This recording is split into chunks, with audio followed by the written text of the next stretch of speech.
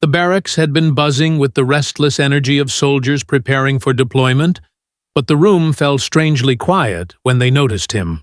An old man sat alone at the far end, hunched over a rifle so worn it seemed older than most of them combined.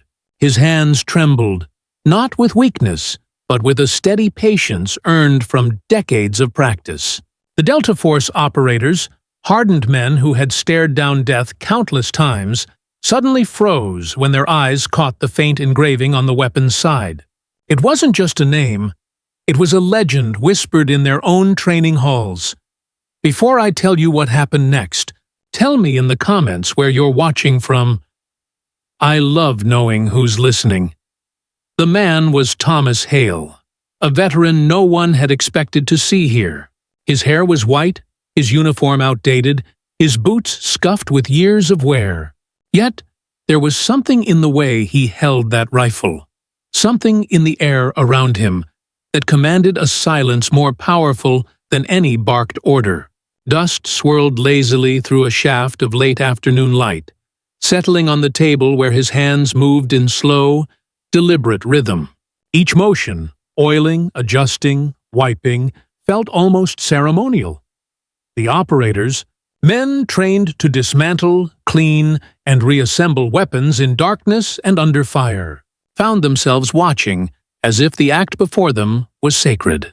They whispered among themselves, murmurs spreading like ripples across still water. None dared interrupt. The engraving caught them again. Just a few words etched deep into the steel. No man left behind. It was simple, but they all knew what it meant. That phrase wasn't just carved on the rifle.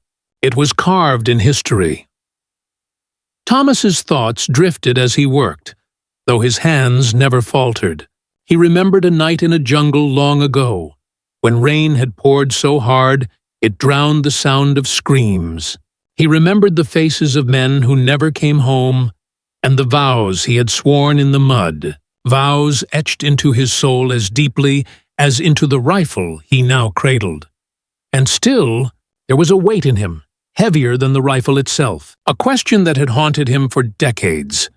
Had he done enough? Had the sacrifices meant something?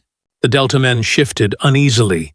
They had seen fear, arrogance, pride, but rarely this kind of stillness, this kind of gravity.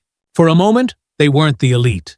They were students, humbled by an elder whose battlefield stories needed no telling.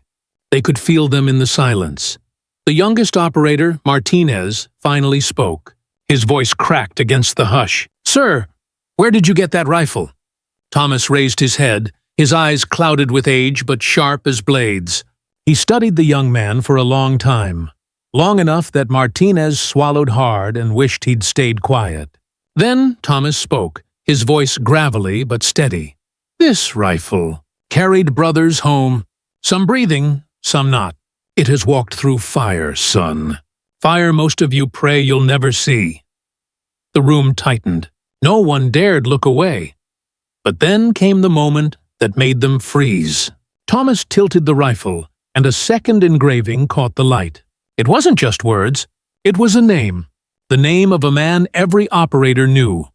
One who had been honored in Delta's history, one who had died saving an entire team decades earlier.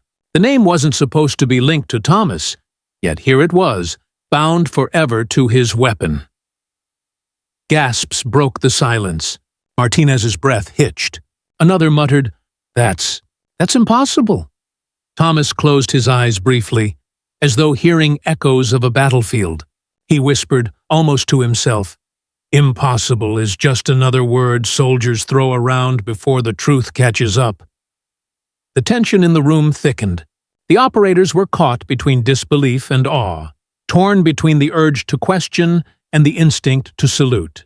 They had been raised on stories of sacrifice, loyalty, and missions that went unsung. Now, here sat a man who seemed to have lived every one of them, and yet doubt crept in. Was this real? Was the rifle authentic, or some elaborate fabrication? The moral weight pressed harder. What if they were staring at a man whose entire life had been erased from history's official books, left to carry his truth in silence. The oldest operator among them, Captain Rowe, finally spoke. His tone was even, respectful, but edged with challenge. "Sir, if what you say is true, then why now? Why here?" Thomas paused in his cleaning, his hand resting on the cool steel. The room held its breath. He looked around, meeting their eyes one by one. "Because," he said slowly, "you're about to face something out there. Something bigger than orders, bigger than yourselves. And you need to remember, when it comes, when you're tired, broken, ready to quit, you carry more than rifles. You carry every name, every promise, every soul that trusted you. That's what makes you Delta. Not your gear, not your rank, your word." The words landed like hammer blows. Men who thought themselves unshakable felt their throats tighten. Some shifted, some clenched fists, others stared at the floor. In that moment, they weren't invincible warriors. They were human beings, reminded of the fragile, sacred weight they bore. And then, without warning, Thomas placed the rifle on the table in front of them. Its steel gleamed, its history heavy. "Take it," he said. "One of you. Carry it forward. But understand, if you do, you carry me too." No one moved. The silence was electric, as though time itself held its breath. Finally, Martinez stepped forward. His hand hovered above the weapon, trembling, not from fear, but from reverence. When his fingers touched the cold metal, he felt it. The weight wasn't just physical. It was every battle, every promise, every name carved into the soul of the rifle. And in that instant, every Delta operator in the room understood. They hadn't just witnessed an old man cleaning a rifle. They had witnessed the passing of a torch, the sealing of a vow that reached beyond generations. The room erupted, not with cheers, but with the quietest, most powerful salute of their lives. No words, just hands rising in unison, honoring not just the man, but the truth he carried. Because kindness doesn't vanish. It waits, and it finds its way back.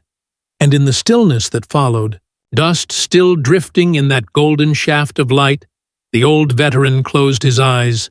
The rifle was no longer his to bear, and yet, in a way, it always would be. If this story moved you, don't just leave. Share your thoughts below, and subscribe for more stories like this. Because sometimes the quietest voices carry the loudest truths.